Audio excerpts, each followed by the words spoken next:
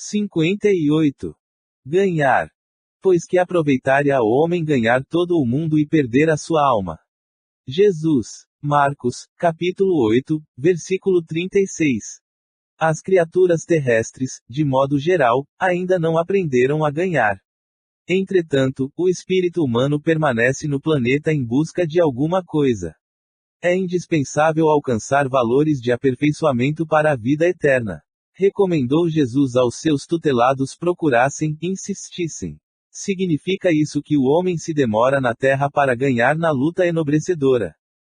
Toda perturbação, nesse sentido, provém da mente viciada das almas em desvio. O homem está sempre decidido a conquistar o mundo, mas nunca disposto a conquistar-se para uma esfera mais elevada. Nesse falso conceito, subverte a ordem, nas oportunidades de cada dia. Se Deus lhe concede bastante saúde física, costuma usá-la na aquisição da doença destruidora, se consegue amealhar possibilidades financeiras, tenta assambarcar os interesses alheios. O Mestre Divino não recomendou que a alma humana deva movimentar-se despida de objetivos e aspirações de ganho, salientou apenas que o homem necessita conhecer o que procura, que espécie de lucros almeja, a que fim se propõe em suas atividades terrestres. Se teus desejos repousam nas aquisições factícias, relativamente a situações passageiras ou a patrimônios fadados ao apodrecimento, renova, enquanto é tempo, a visão espiritual, porque de nada vale ganhar o mundo que te não pertence e perderes a ti mesmo, indefinidamente, para a vida imortal. 59. Os amados. Mas de vós, ó amados, esperamos coisas melhores. Paulo. Hebreus, capítulo 6, versículo 9. Comenta-se com amargura o progresso aparente dos ímpios. Admira-se o crente da boa posição dos homens que desconhecem o escrúpulo, muita vez altamente colocados na esfera financeira. Muitos perguntam, onde está o Senhor que lhes não viu os processos escusos? A interrogação, no entanto, evidencia mais ignorância que sensatez. Onde a finalidade do tesouro amoedado do homem perverso? Ainda que experimentasse na terra inalterável saúde de 100 anos, seria compelido a abandonar o patrimônio para recomeçar o aprendizado. A eternidade confere reduzida importância aos bens exteriores. Aqueles que exclusivamente acumulam vantagens transitórias, fora de sua alma, plenamente esquecidos da esfera interior, são dignos de piedade. Deixarão tudo, quase sempre, ao sabor da irresponsabilidade. Isso não acontece, porém, com os donos da riqueza espiritual. Constituindo os amados de Deus, sentem-se identificados com o Pai, em qualquer parte a que sejam conduzidos. Na dificuldade e na tormenta guardam a alegria da herança divina que se lhes entesoura no coração. Do ímpio, é razoável esperarmos a indiferença, a ambição, a avareza, a preocupação de amontoar irrefletidamente, do ignorante, é natural recebermos perguntas loucas. Entretanto, o apóstolo da gentilidade exclama com razão, mas de vós, ó amados, esperamos coisas melhores. 60. Prática do bem. Porque assim é a vontade de Deus que, fazendo o bem, tapeis a boca à ignorância dos homens loucos. Primeira Epístola a Pedro, capítulo 2, versículo 15. À medida que o espírito avulta em conhecimento, mais compreende o valor do tempo e das oportunidades que a vida maior lhe proporciona, reconhecendo, por fim, a imprudência de gastar recursos preciosos em discussões estéreis e caprichosas. O apóstolo Pedro recomenda seja lembrado que é da vontade de Deus se faça o bem, impondo silêncio à ignorância e à loucura dos homens.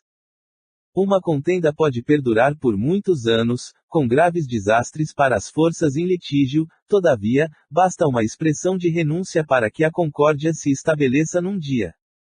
No serviço divino, é aconselhável não disputar, a não ser quando o esclarecimento e a energia traduzem caridade. Nesse caminho, a prática do bem é a bússola do ensino. Antecedendo qualquer disputa, convém dar algo de nós mesmos. Isso é útil e convincente. O bem mais humilde é semente sagrada. Convocado a discutir, Jesus imolou-se. Por se haver transformado ele próprio em divina luz, dominou-nos a treva da ignorância humana. Não parlamentou conosco. Ao invés disso, converteu-nos. Não reclamou compreensão. Entendeu a nossa loucura, localizou-nos a cegueira e amparou-nos ainda mais. 61. Ministérios. Cada um administre aos outros o dom como o recebeu, como bons dispenseiros da multiforme graça de Deus. Primeira Epístola a Pedro, capítulo 4, versículo 10. Toda criatura recebe do Supremo Senhor o dom de servir como um ministério essencialmente divino. Se o homem levanta tantos problemas de solução difícil, em suas lutas sociais, é que não se capacitou, ainda, de tão elevado ensinamento. O quadro da evolução terrestre apresenta divisão entre os que denominais, magnatas, e, proletários, porquanto, de modo geral, não se entendeu até agora no mundo a dignidade do trabalho honesto, por mais humilde que seja.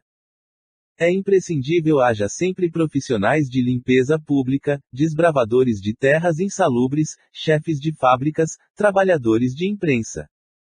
Os homens não compreenderam, ainda, que a oportunidade de cooperar nos trabalhos da terra transforma-os em dispenseiros da graça de Deus. Chegará, contudo, a época em que todos se sentiram ricos. A noção de capitalista e operário estará renovada. Entender-se-ão ambos como eficientes servidores do Altíssimo. O jardineiro sentirá que o seu ministério é irmão da tarefa confiada ao gerente da usina. Cada qual ministrará os bens recebidos do Pai, na sua própria esfera de ação, sem a ideia egoística de ganhar para enriquecer na terra, mas de servir com proveito para enriquecer em Deus.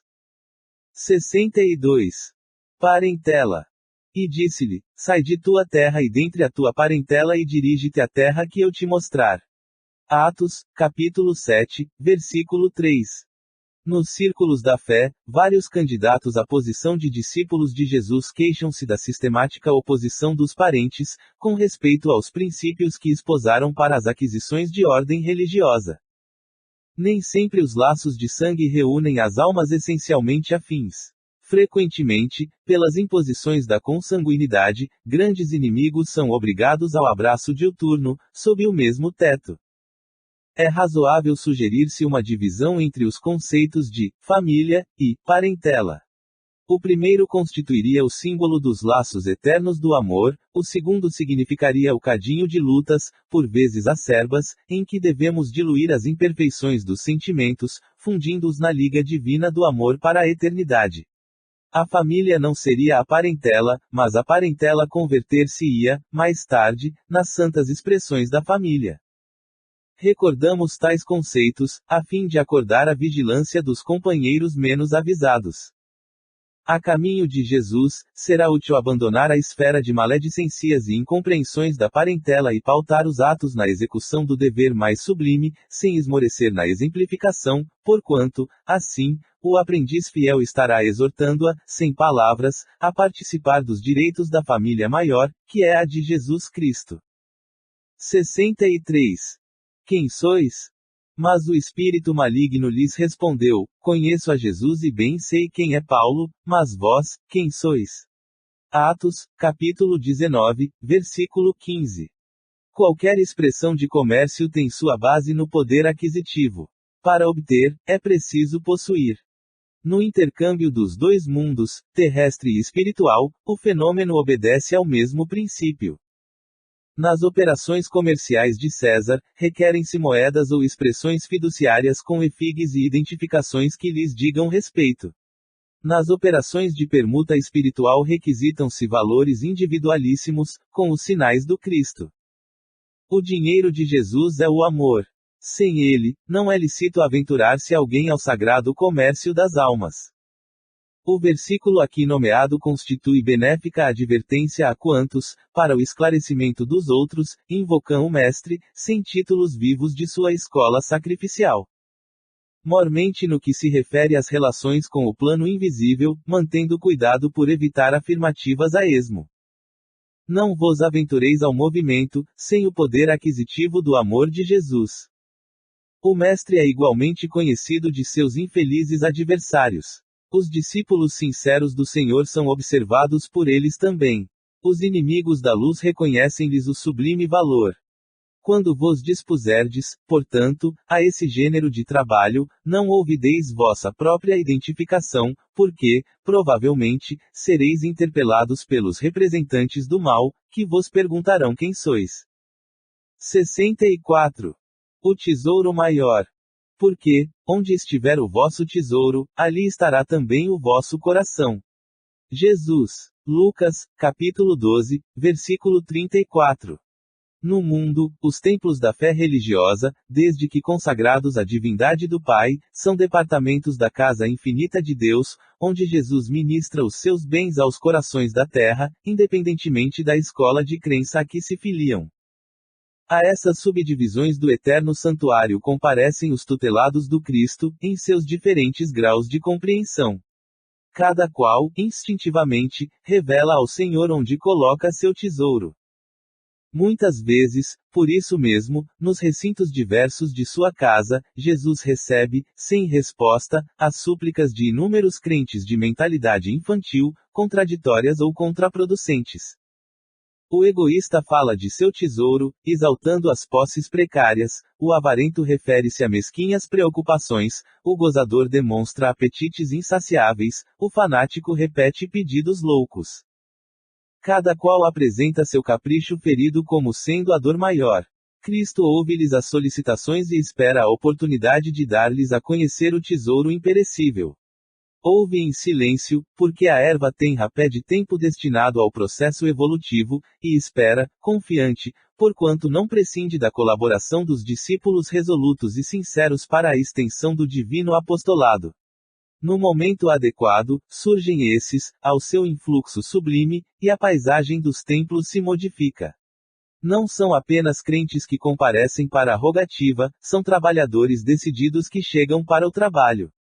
Cheios de coragem, dispostos a morrer para que outros alcancem a vida, exemplificam a renúncia e o desinteresse, revelam a vontade do Pai em si próprios e, com isso, ampliam no mundo a compreensão do tesouro maior, sintetizado na conquista da luz eterna e do amor universal, que já lhes enriquece o espírito engrandecido.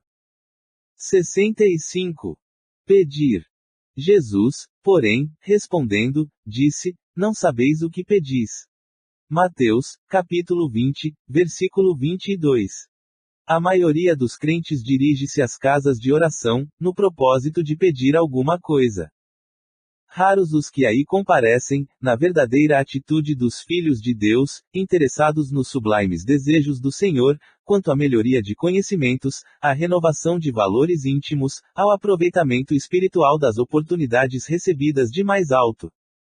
A rigor, os homens deviam reconhecer nos templos o lugar sagrado do Altíssimo, onde deveriam aprender a fraternidade, o amor, a cooperação no seu programa divino. Quase todos, porém, preferem o ato de insistir, de teimar, de se imporem ao paternal carinho de Deus, no sentido de lhe subornarem o poder infinito.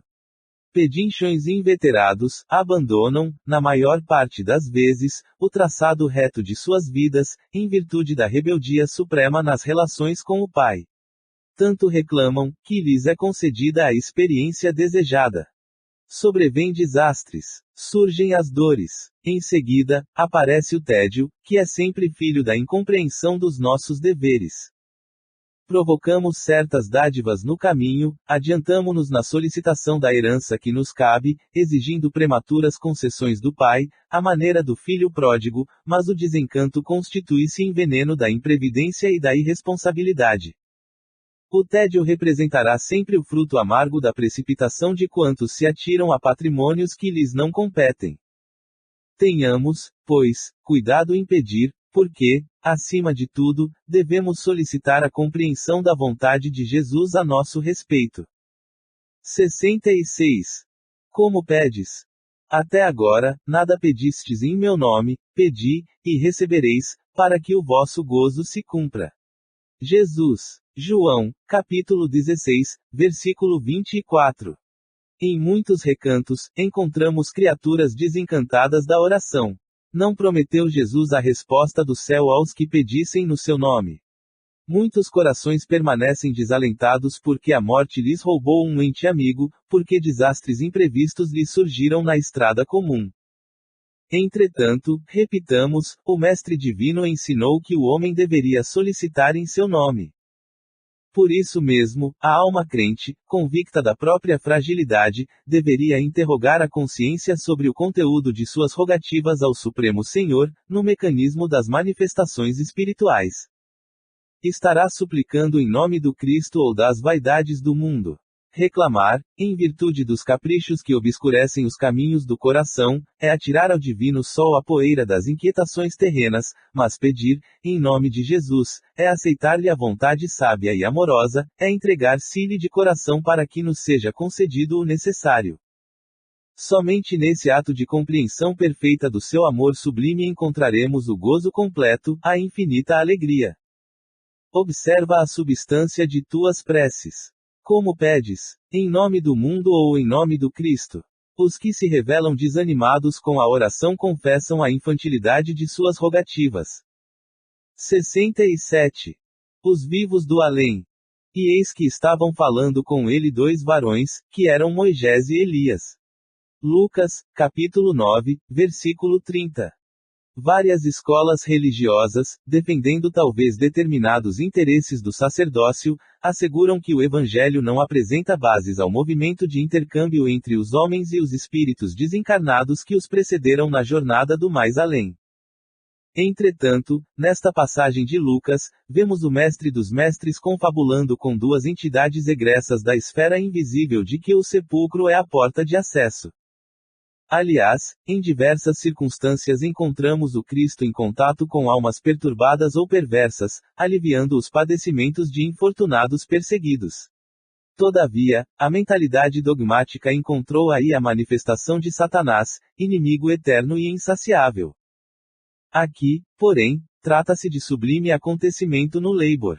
Não vemos qualquer demonstração diabólica e, sim, dois espíritos gloriosos em conversação íntima com o Salvador.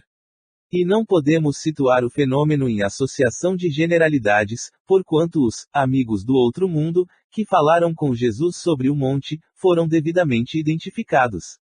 Não se registrou o fato, declarando-se, por exemplo, que se tratava da visita de um anjo, mas de Moisés e do companheiro, dando-se a entender claramente que os mortos voltam de sua nova vida.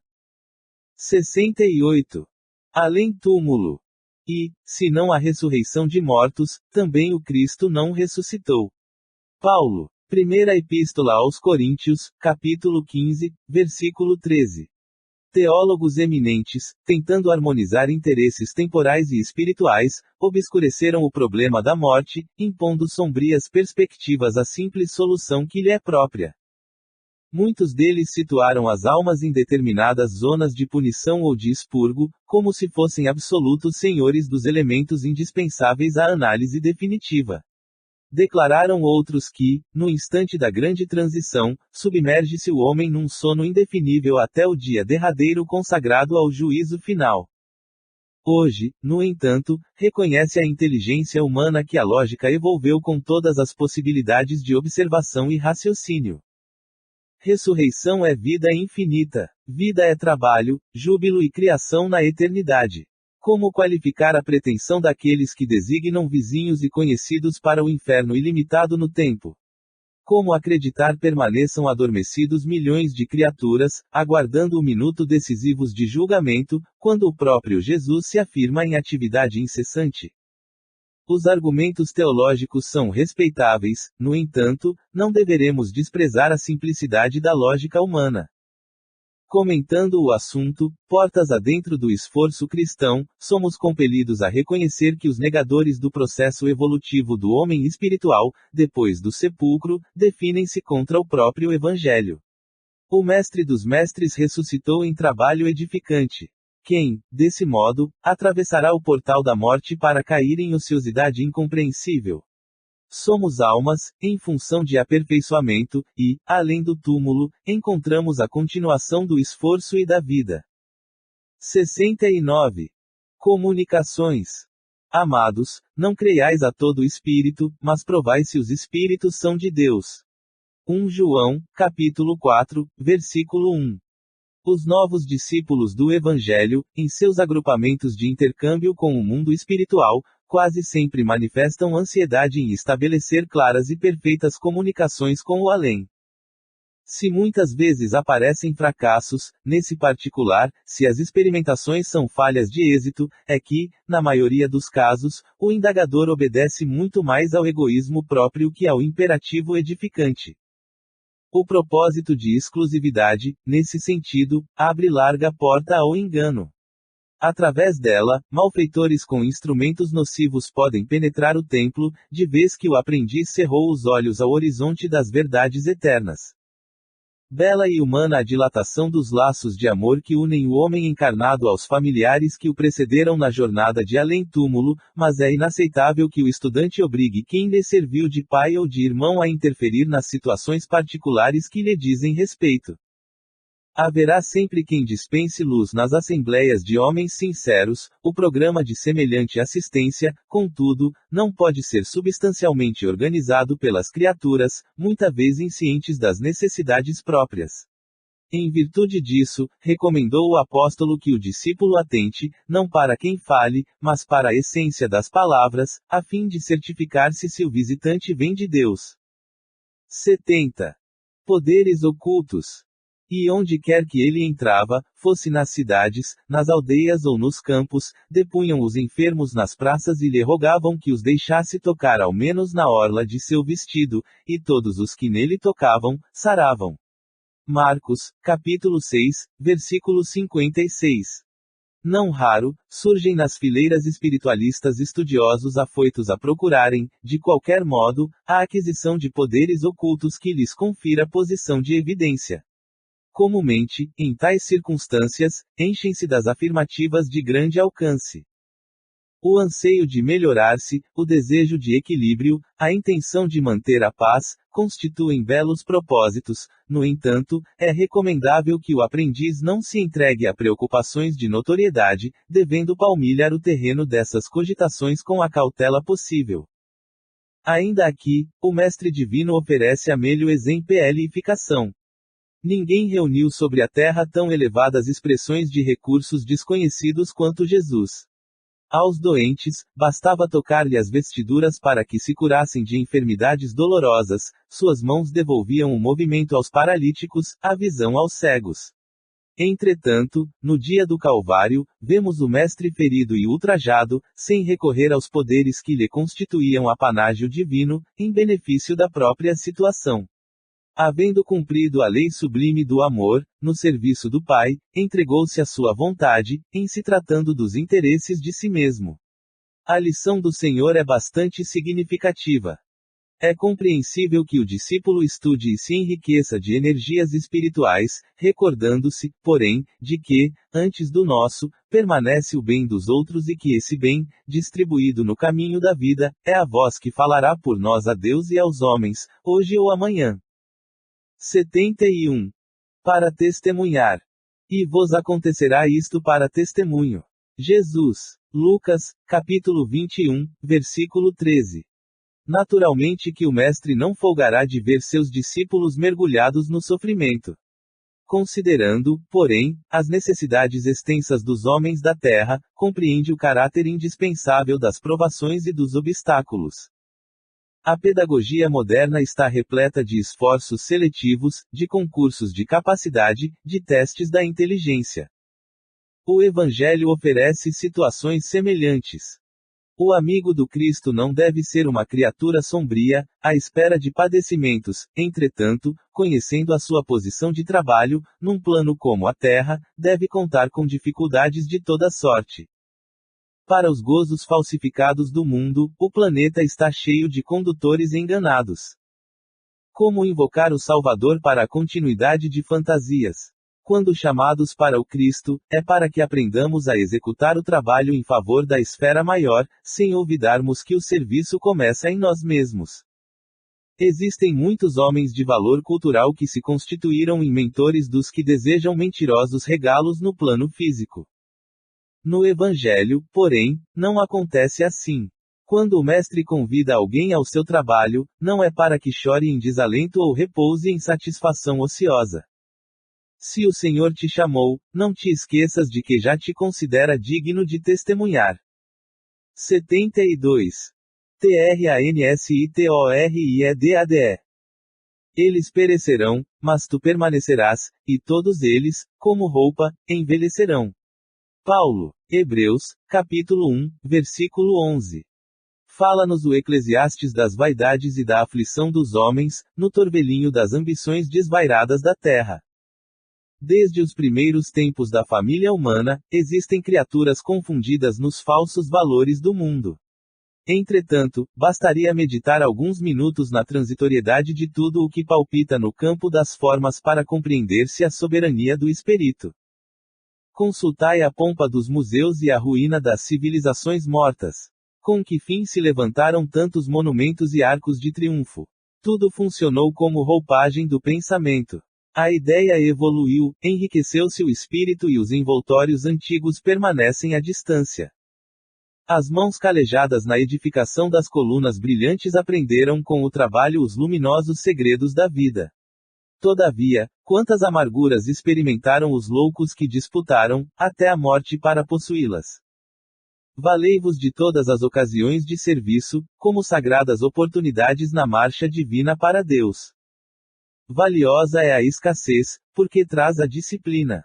Preciosa é a abundância, porque multiplica as formas do bem. Uma e outra, contudo, perecerão algum dia. Na esfera carnal, a glória e a miséria constituem molduras de temporária apresentação.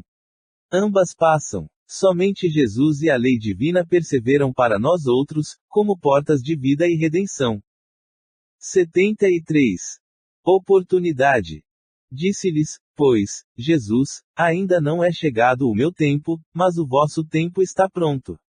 João, capítulo 7, versículo 6.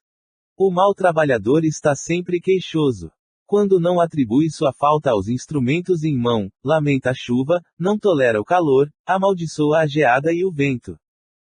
Esse é um cego de aproveitamento difícil, porquanto somente enxerga o lado arestoso das situações. O bom trabalhador, no entanto, compreende, antes de tudo, o sentido profundo da oportunidade que recebeu. Valoriza todos os elementos colocados em seus caminhos, como respeita as possibilidades alheias. Não depende das estações. Planta com o mesmo entusiasmo as frutas do frio e do calor. É amigo da natureza, aproveita-lhe as lições, tem bom ânimo, encontra na aspereza da semeadura e no júbilo da colheita igual contentamento. Nesse sentido, a lição do mestre reveste-se de maravilhosa significação. No torvelinho das incompreensões do mundo, não devemos aguardar o reino do Cristo como realização imediata, mas a oportunidade dos homens é permanente para a colaboração perfeita no Evangelho, a fim de edificá-lo. Os cegos de espírito continuarão queixosos, no entanto, os que acordaram para Jesus sabem que sua época de trabalho redentor está pronta, não passou, nem está por vir. É o dia de hoje, é o ensejo bendito de servir, em nome do Senhor, aqui e agora. 74. Mãos limpas. E Deus pelas mãos de Paulo fazia maravilhas extraordinárias. Atos, capítulo 19, versículo 11. O Evangelho não nos diz que Paulo de Tarso fazia maravilhas, mas que Deus operava maravilhas extraordinárias por intermédio das mãos dele. O Pai fará sempre o mesmo, utilizando todos os filhos que lhe apresentarem mãos limpas. Muitos espíritos, mais convencionalistas que propriamente religiosos, encontraram nessa notícia dos Atos uma informação sobre determinados privilégios que teriam sido concedidos ao apóstolo. Antes de tudo, porém, é preciso saber que semelhante concessão não é exclusiva. A maioria dos crentes prefere fixar o Paulo santificado sem apreciar o trabalhador militante. Quanto custou ao apóstolo a limpeza das mãos? Raros indagam relativamente a isso. Recordemos que o amigo da gentilidade fora rabino famoso em Jerusalém, movimentará-se entre elevados encargos públicos, detivera dominadoras situações, no entanto, para que o Todo-Poderoso lhe utilizasse as mãos, sofreu todas as humilhações e dispôs-se a todos os sacrifícios pelo bem dos semelhantes. Ensinou o Evangelho sob zombarias e açoites, aflições e pedradas. Apesar de escrever luminosas epístolas, jamais abandonou o tier humilde até a velhice do corpo. Considera as particularidades do assunto e observa que Deus é sempre o mesmo Pai, que a misericórdia divina não se modificou, mas pede mãos limpas para os serviços edificantes, junto à humanidade. Tal exigência é lógica e necessária, pois o trabalho do Altíssimo deve resplandecer sobre os caminhos humanos. 75. Na casa de César. Todos os santos vos saúdam, mas principalmente os que são da casa de César. Paulo, Filipenses, capítulo 4, versículo 22. Muito comum ouvirmos observações descabidas de determinados irmãos na crença, relativamente aos companheiros chamados a tarefas mais difíceis, entre as possibilidades do dinheiro ou do poder. A piedade falsa está sempre disposta a criticar o amigo que, aceitando laborioso encargo público, vai encontrar nele muito mais aborrecimentos que notas de harmonia. A análise desvirtuada tudo repara maliciosamente. Se o irmão é compelido a participar de grandes representações sociais, costuma-se estigmatizá-lo como traidor do Cristo. É necessário despender muita vigilância nesses julgamentos. Nos tempos apostólicos, os cristãos de vida pura eram chamados santos. Paulo de Tarso, humilhado e perseguido em Roma, teve ocasião de conhecer numerosas almas nessas condições, e o que é mais de admirar, conviveu com diversos discípulos de semelhante posição, relacionados com a habitação palaciana de César. Deles recebeu atenções e favores, assistência e carinho. Escrevendo aos Filipenses, faz menção especial desses amigos do Cristo. Não julgues, pois, a teu irmão pela sua fortuna aparente ou pelos seus privilégios políticos. Antes de tudo, lembra-te de que havia santos na casa de Nero e nunca ouvides tão grandiosa lição. 76. Edificações. Vós sois a luz do mundo, não se pode esconder uma cidade edificada sobre um monte. Jesus. Mateus, capítulo 5, versículo 14. O Evangelho está repleto de amorosos convites para que os homens se edifiquem no exemplo do Senhor. Nem sempre os seguidores do Cristo compreendem esse grande imperativo da iluminação própria, em favor da harmonia na obra a realizar. Esmagadora percentagem de aprendizes, antes de tudo, permanece atenta à edificação dos outros, menosprezando o ensejo de alcançar os bens supremos para si. Naturalmente, é muito difícil encontrar a oportunidade entre gratificações da existência humana, porquanto o recurso bendito de iluminação se esconde, muitas vezes, nos obstáculos, perplexidades e sombras do caminho. O Mestre foi muito claro em sua exposição. Para que os discípulos sejam a luz do mundo, simbolizarão cidades edificadas sobre a montanha, onde nunca se ocultem. A fim de que o operário de Jesus funcione como expressão de claridade na vida, é indispensável que se eleve ao monte da exemplificação, apesar das dificuldades da subida angustiosa, apresentando-se a todos na categoria de construção cristã. Tal cometimento é imperecível. O vai-vem das paixões não derruba a edificação dessa natureza, as pedradas deixam-na intacta e, se alguém a dilacera, seus fragmentos constituem a continuidade da luz, em sublime rastilho, por toda parte, porque foi assim que os primeiros mártires do cristianismo semearam a fé. 77. Convém refletir. Mas todo homem seja pronto para ouvir, tardio para falar, tardio para se irar. Tiago, capítulo 1, versículo 19. Analisar, refletir, ponderar são modalidades do ato de ouvir. É indispensável que a criatura esteja sempre disposta a identificar o sentido das vozes, sugestões e situações que a rodeiam. Sem observação, é impossível executar a mais simples tarefa no ministério do bem. Somente após ouvir, com atenção, pode o homem falar de modo edificante na estrada evolutiva. Quem ouve, aprende. Quem fala, doutrina. Um guarda, outro espalha. Só aquele que guarda, na boa experiência, espalha com êxito. O conselho do apóstolo é, portanto, de imorredoura oportunidade. E forçoso é convir que, se o homem deve ser pronto nas observações e comedido nas palavras, deve ser tardio em irar-se. Certo, o caminho humano oferece, diariamente, variados motivos à ação enérgica, entretanto, sempre que possível, é útil adiar a expressão colérica para o dia seguinte, porquanto, por vezes, surge a ocasião de exame mais sensato e a razão da ira desaparece. Tenhamos em mente que todo homem nasce para exercer uma função definida. Ouvindo sempre, pode estar certo de que atingirá serenamente os fins a que se destina, mas, falando, é possível que abandone o esforço ao meio, e, irando-se, provavelmente não realizará coisa alguma. 78. Verdades e fantasias. Mas, porque vos digo a verdade, não me credes. Jesus. João, capítulo 8, versículo 45. O mundo sempre distingue ruidosamente os expositores de fantasias. É comum observar-se, quase em toda parte, a vitória dos homens palavrosos, que prometem milagres e maravilhas. Esses merecem das criaturas grande crédito. Basta encobrirem a enfermidade, a fraqueza, a ignorância ou o defeito dos homens, para receberem acatamento. Não acontece o mesmo aos cultivadores da verdade, por mais simples que esta seja. Através de todos os tempos, para esses últimos, a sociedade reservou a fogueira, o veneno, a cruz, a punição implacável. Tentando fugir à angustiosa situação espiritual que lhe é própria, inventou o homem a buena dicha, impondo, contudo, aos adivinhadores o disfarce dourado das realidades negras e duras. O charlatão mais hábil na fabricação de mentiras brilhantes será o senhor da clientela mais numerosa e luzida. No intercâmbio com a esfera invisível, urge que os novos discípulos se precatem contra os perigos desse jaez.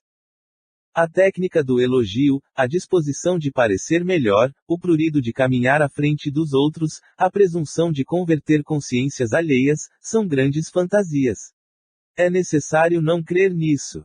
Mais razoável é compreender que o serviço de iluminação é difícil, a principiar do esforço de regeneração de nós mesmos.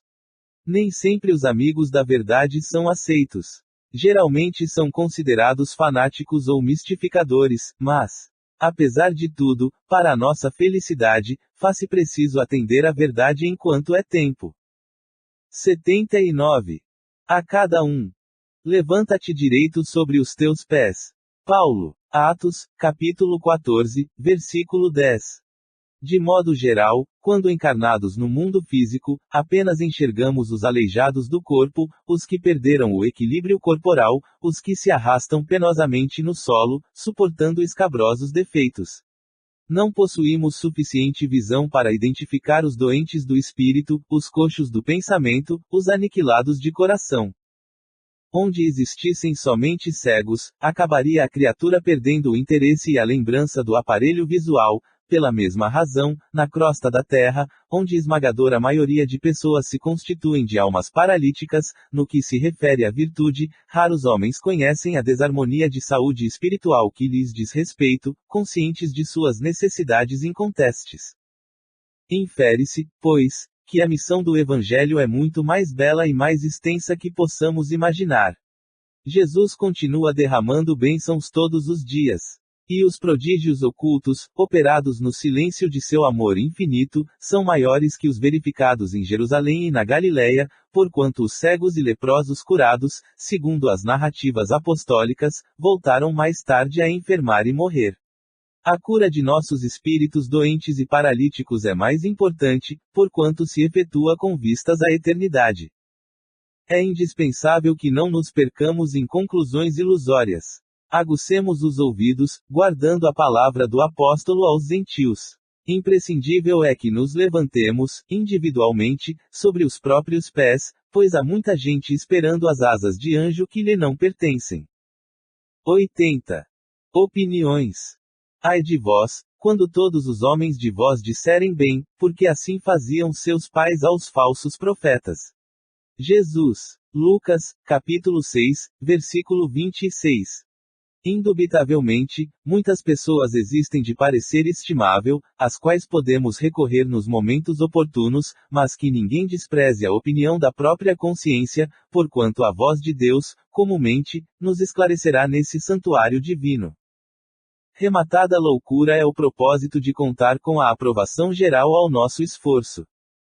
Quando Jesus pronunciou a sublime exortação desta passagem de Lucas, agiu com absoluto conhecimento das criaturas.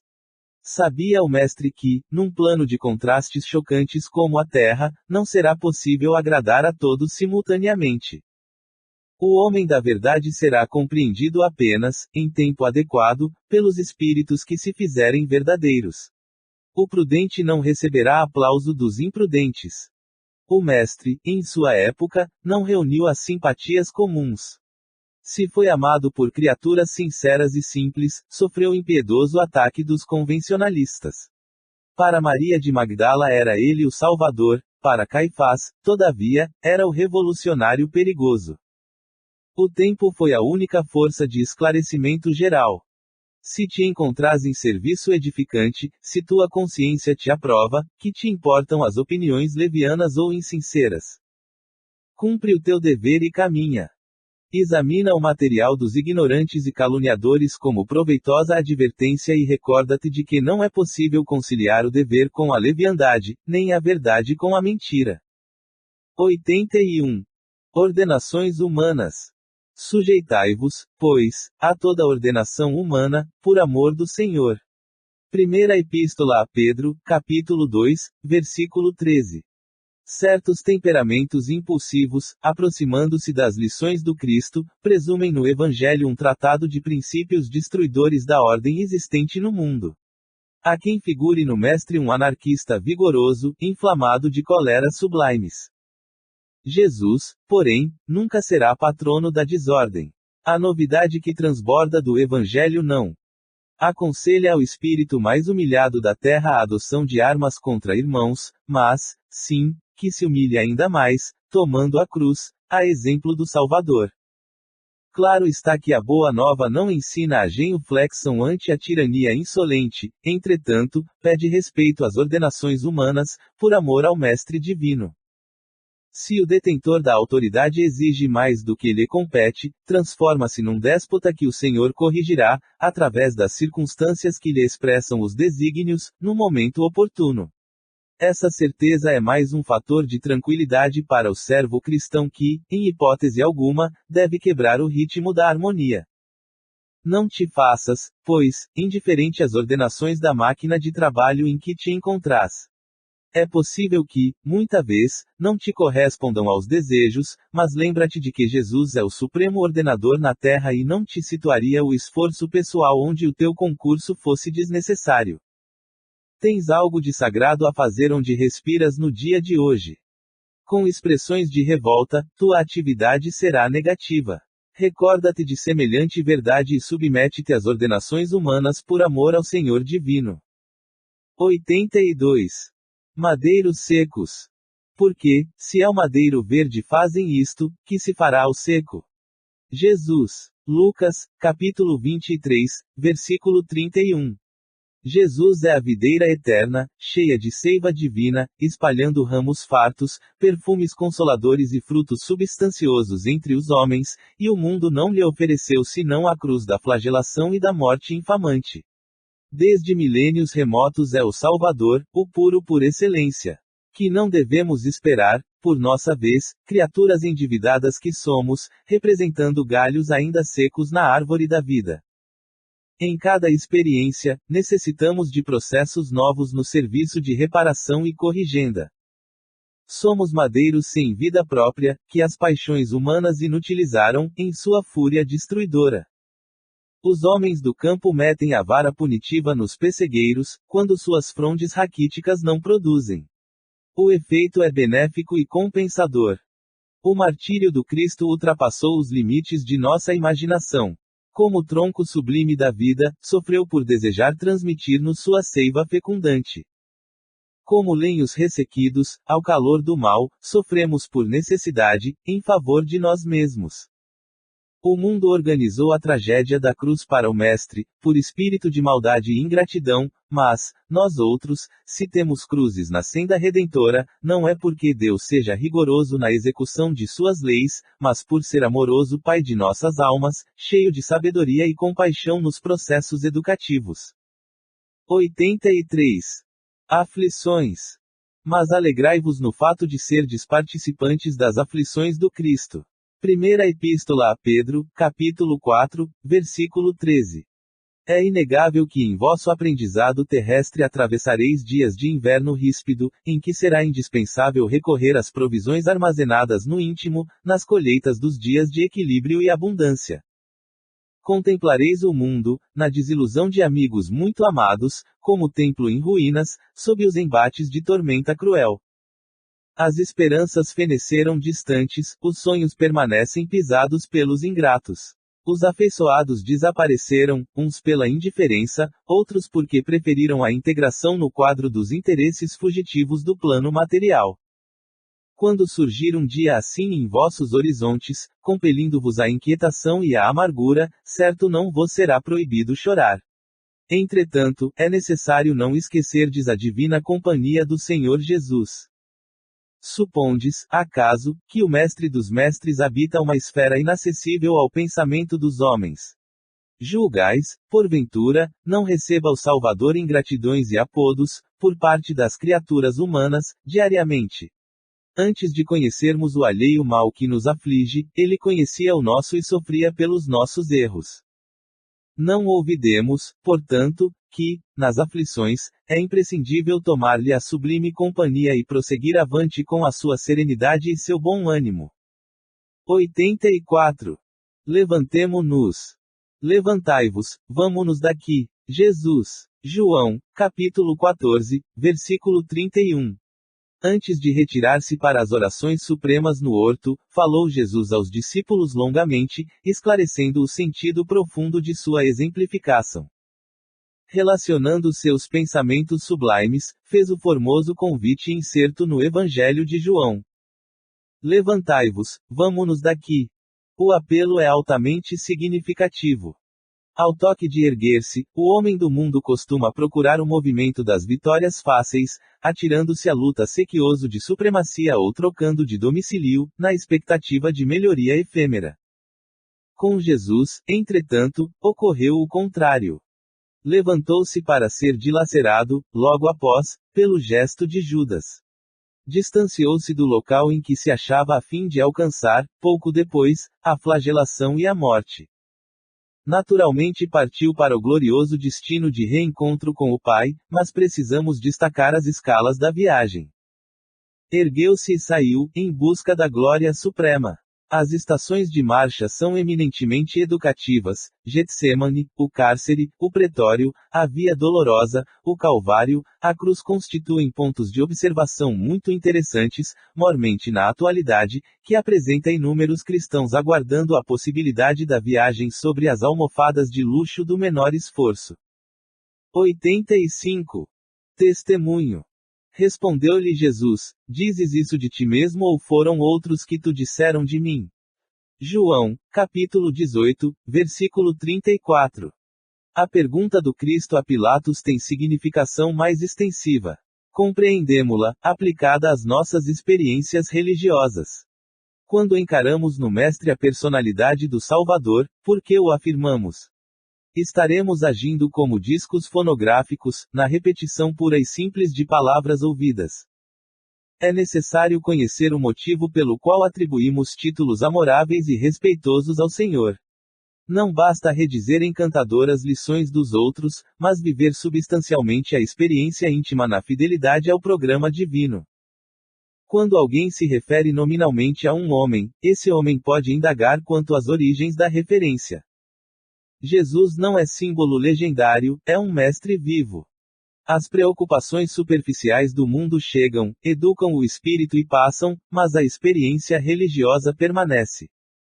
Nesse capítulo, portanto, é ilógico recorrermos, sistematicamente, aos patrimônios alheios.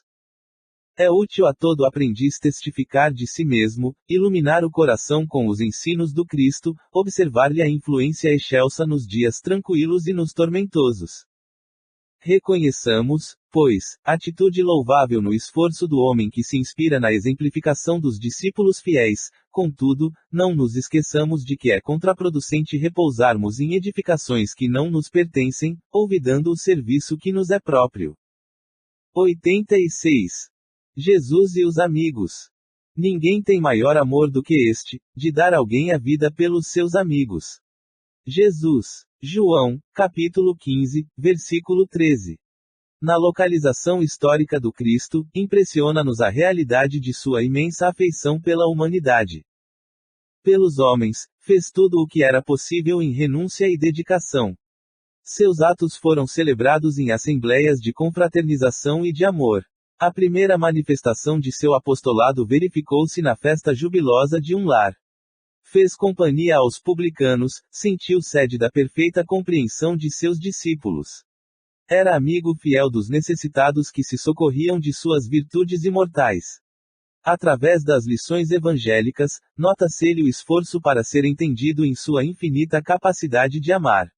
A última ceia representa uma paisagem completa de afetividade integral. Lava os pés aos discípulos, ora pela felicidade de cada um.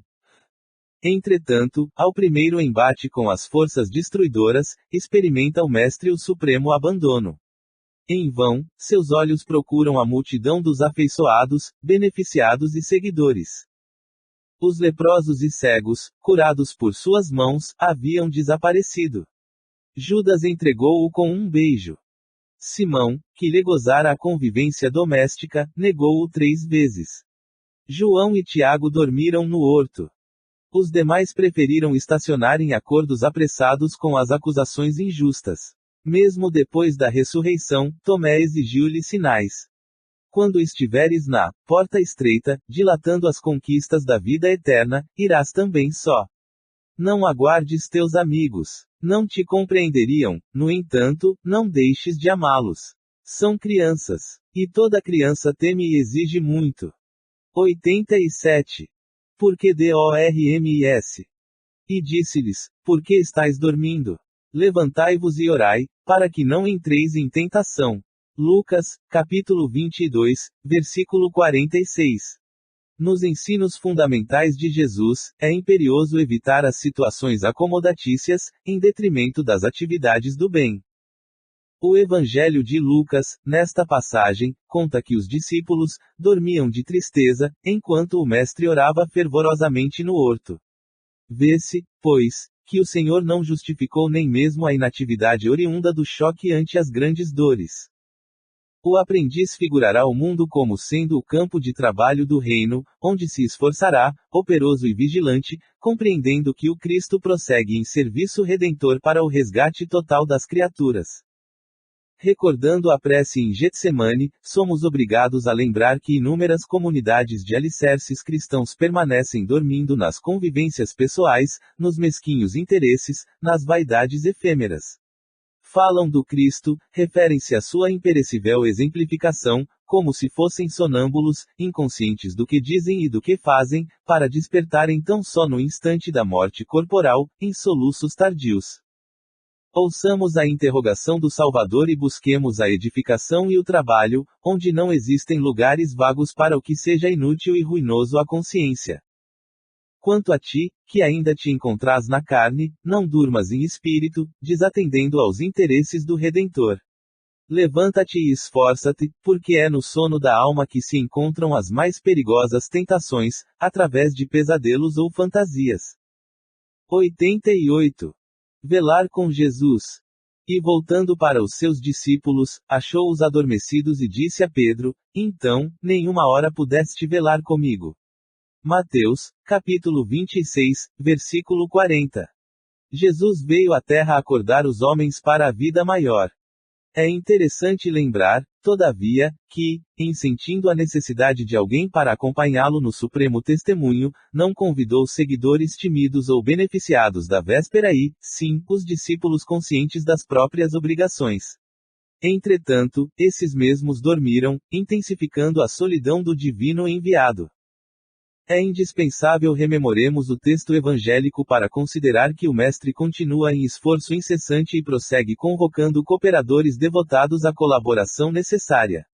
Claro que não confia tarefas de importância fundamental a espíritos inexperientes ou ignorantes, mas é imperioso reconhecer o reduzido número daqueles que não adormecem no mundo, enquanto Jesus aguarda resultados da incumbência que lhes foi cometida. olvidando o mandato de que são portadores, inquietam-se pela execução dos próprios desejos, a observarem em grande conta os dias rápidos que o corpo físico lhes oferece. Esquecem-se de que a vida é a eternidade e que a existência terrestre não passa simbolicamente de uma hora. Em vista disso, ao despertarem na realidade espiritual, os obreiros distraídos choram sob o latego da consciência e anseiam pelo reencontro da paz do Salvador, mas ecoam-lhes ao ouvido as palavras endereçadas a Pedro: então, nem por uma hora pudeste velar comigo. E, em verdade, se ainda não podemos permanecer com o Cristo, ao menos uma hora, como pretendermos a divina união para a eternidade? 89. O fracasso de Pedro. E Pedro o seguiu, de longe, até ao pátio do sumo sacerdote e, entrando, assentou-se entre os criados para ver o fim. Mateus, capítulo 26, versículo 58. O fracasso, como qualquer êxito, tem suas causas positivas. A negação de Pedro sempre constitui assunto de palpitante interesse nas comunidades do cristianismo. Enquadrar-se-ia a queda moral do generoso amigo do Mestre num plano de fatalidade. Por que se negaria Simão a cooperar com o Senhor em minutos tão difíceis? Útil, nesse particular, é o exame de sua invigilância. O fracasso do amoroso pescador reside aí dentro, na desatenção para com as advertências recebidas. Grande número de discípulos modernos participam das mesmas negações, em razão de continuarem desatendendo. Informa o Evangelho que, naquela hora de trabalhos supremos, Simão Pedro seguia o Mestre, de longe, ficou no pátio do sumo sacerdote, e assentou-se entre os criados, para ver o fim. Leitura cuidadosa do texto esclarece-nos o entendimento e reconhecemos que, ainda hoje, muitos amigos do Evangelho prosseguem caindo em suas aspirações e esperanças, por acompanharem o Cristo à distância, receosos de perderem gratificações imediatistas, quando chamados a testemunho importante, demoram-se nas vizinhanças da arena de lutas redentoras, entre os servos das convenções utilitaristas, assestando binóculos de exame, a fim de observarem como será o fim dos serviços alheios. Todos os aprendizes, nessas condições, naturalmente fracassarão e chorarão amargamente.